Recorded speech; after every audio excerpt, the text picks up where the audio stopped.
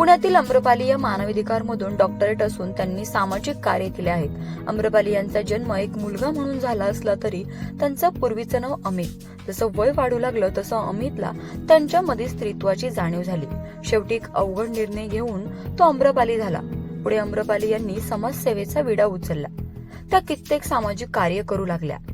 तर या कार्यामधून झोपडपट्टीतील मुलांसाठी दूध वाटप, वृद्धांसाठी डायपर, महिलांसाठी सॅनिटरी पॅड, तर गरजू मुलांच्या शिक्षणाची फी आणि समाज प्रबोधन अशी कित्येक कामं त्या रोज करतात. तर त्यांचा हा प्रवास कसा झाला याविषयीची माहिती आपण त्यांच्याकडूनच जाणून घेऊ. आज आपल्या अस्तित्वाची लढाई लढता लढता समाजाप्रती काहीतरी दायित्व पूर्ण करायचंय, समाजाप्रती जे देणं पूर्ण करायचे त्यासाठी मी काम करत आहे. माझा जो जन्म आहे तो 13 ताडीवाला रोड मारुती मंदिर या ठिकाणी एका गरीब कुटुंबामध्ये झाला होता.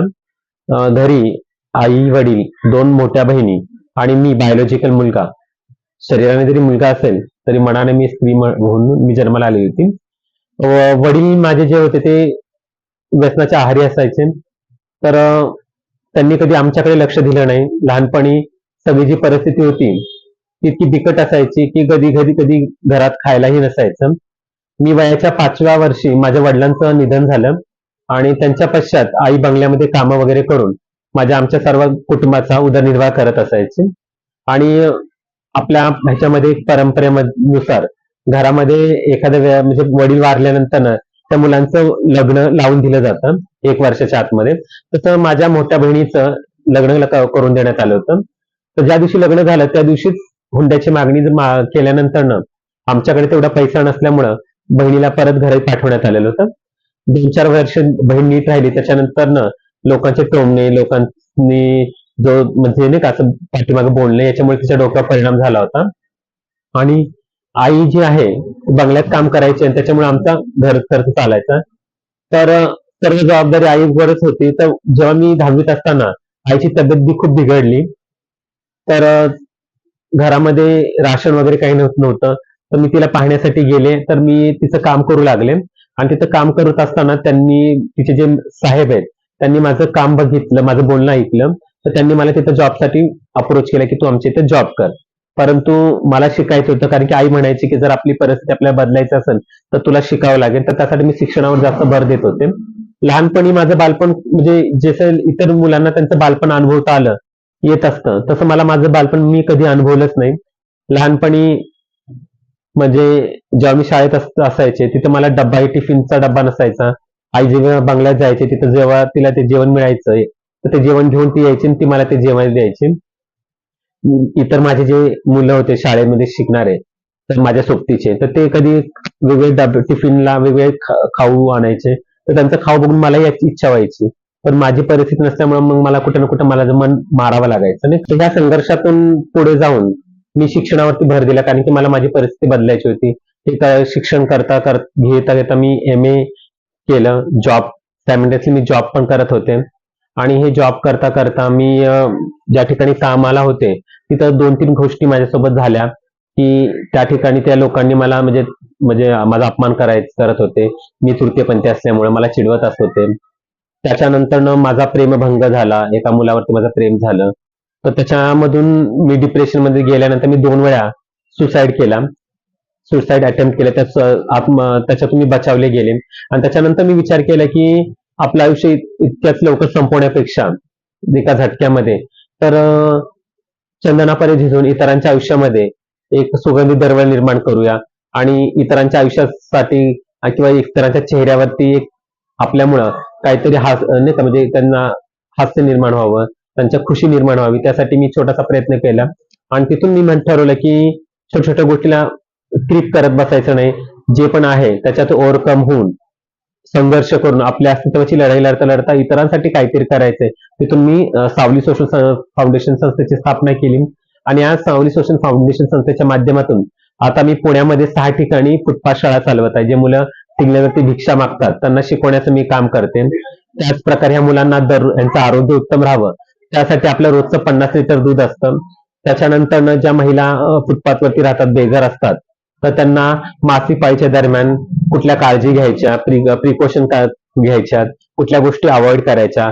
त्याचबरोबर ज्या महिला सॅनिटरी पॅड विकत घेऊ शकत नाही त्यांना सॅनिटरी पॅड देण्याचं मी काम करते. त्याच्यानंतर तृतीयपंथी, दिव्यांग बांधव, देह विक्री करणाऱ्या महिलांसाठी मी काम करते. दिव्यांग बांधवांना कुबड्या, व्हीलचेअर, कृत्रिम हातपाय बसून देण्याचं मी काम करते. रोजगाराच्या संध्या उपलब्ध करून देण्याचं मी काम करते. मी व्यसन मुक्तीसाठी काम करत आहे. व्यसन ही सध्याच्या ज्या पिढीला लागलेलं म्हणजे एक म्हणतात ना ग्रहण आहे. आणि या व्यसनापासून मुलांना परावृत्त करून त्यांना म्हणजे चांगल्या मार्गी लावणं हेच मी काम करते. त्याच प्रकारे मी अॅनिमल साठी काम करते. जे stray dog, stray cat, stray animal म्हणजे अॅनिमल्स आहेत त्यांना फिडिंगचं काम असेल, त्यांच्या जखमा असेल, हिट अँड रन केसेस असेल, त्यांना औषधोपचार वगैरे मिळवून देण्यासाठी मी काम करते. माझा वृद्ध सखा उपक्रम चालतो. ज्या आजीजोबांना कोणी सांभाळत नाही त्यांना सांभाळण्याचं काम, बीपी शुगरच्या गोळ्या देण्याचं काम, हिअरिंग मशीन, त्याच्यानंतर मोतीबिंदू शस्त्रक्रिया करून देण्याचं मी काम करते. आणि त्याच प्रकारे माझा रिहॅबिलिटेशन प्रोजेक्ट असतो, ज्याच्यामध्ये मागणारे हात देणारे हात घडवण्याचा मी प्रयत्न करते. जे लोक भीक मागतात तर त्यांना असं वाटतं की इथून पुढे त्यांना भीक मागायची नाहीये, तर त्यांना आपण काय करतो की त्यांना व्यवसाय वगैरे, रोजगार वगैरे मिळवून देण्याचं काम करते. 6 महिने घर भाड्याने देत असतो आपण त्यांना, 6 महिन्याचं राशन देतो, शासकीय कागदपत्र पूर्तता करण्याचा आपण प्रयत्न करून त्यांना एका ठिकाणी जॉबला लावतो, जेणेकरून ते पुढे त्यांचं सस्टेन राहू शकतात. अशा प्रकारे मी काम करते. माझ्या कॉलेजमध्ये जेंडर इक्विलिटीवरती लेक्चर्स असतात. त्याच्यानंतर जे मुलं शाळेची फीस भरू शकत नाही त्यांच्या शाळेची फीस भरण्याचं मी काम करते. आतापर्यंत 137 मुलांच्या शाळेची फीस मी रस्त्यावरती टाळ्या वाजून पैसे जमा करून मी त्यांचे फीस भरलेले आहेत. मी 196 लोकांना व्यवसाय टाकून दिलेले, कुणाला हातगड्या, कुणाला मी चहाची टपरी, कुणाला भाजीपाल्याचा व्यवसाय मी टाकून दिलेला आहे. लोक म्हणतात की तृतीयपंथी काम करत नाही, पण ह्या टाळीच्या जोरावरती मी आतापर्यंत हजारो लोकांना व्यवसाय वगैरे टाकून दिलेले.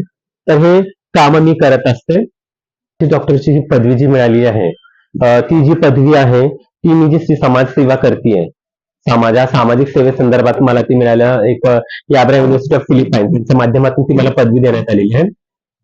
आणि सर्वात महत्वाचं माझं एकच म्हणणं आहे की मी स्त्री आहे म्हणून मी स्त्रियांसाठी काम करत नाही, मी तृतीयपंथी आहे पण मी तृतीयपंथींसाठी काम करत नाही, किंवा मी पुरुष म्हणून पुरुषांसाठी काम करणं मला योग्य वाटत नाही. मी वेदनांसाठी काम करते.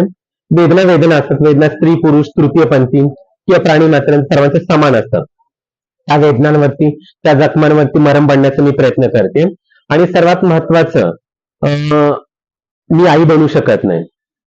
गर्भाशय नसतानाही लेकराला जन्म देता आला नसला तरीही मी हजारो लेकरांची आता आई झालेली आहे. कारण की ही आई पण, हे स्त्रीत्व म्हणजे निसर्गाने माझं देवकी बनण्याचा जरी अधिकार माझ्याकडून हिरावून घेतला असेल तर यशोदा म्हणून मी ह्या लेकरांचा सांभाळ करते. आणि हे आई पण माझ्याकडून कोणी हिरावून घेऊ शकत नाही. कारण की motherhood is behaviour is not related to any gender. कारण की मातृत्व हे एक म्हणतात ना एक भावना असते आणि ती एखाद्या लिंगापुरतं मर्यादित नसते. त्या दृष्टिकोनातून मी काम करते. आणि माझं एकच म्हणणं आहे की मरावे शरीराने आणि उरावे कर्माने. माणूस म्हणून आपण जन्माला आलो तर समाजासाठी काहीतरी करायचंय. माझा संघर्ष केवढा मोठा, मी काय करते ते महत्वाचं नाही, तर आपण इतरांसाठी काय करू शकतो यासाठी मी काम करते, अशा भावना देखील आम्रपाली यांनी व्यक्त केल्या. प्राची केदारी, लोकल 18, पुणे.